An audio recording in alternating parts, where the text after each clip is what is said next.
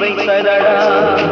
பாதி மனதில் தெய்வம் இருந்து பார்த்து கொண்டதடா, மீதி மனதில் மிருகம் இருந்து ஆட்டி வைத்ததடா. ஆட்டி வைத்த மிருகம் இன்று அடங்கி விட்டதடா, ஆட்டி வைத்த மிருகம் இன்று அடங்கி விட்டதடா. அமைதி தெய்வம் முழு மனதில் கோவில் கொண்டதடா.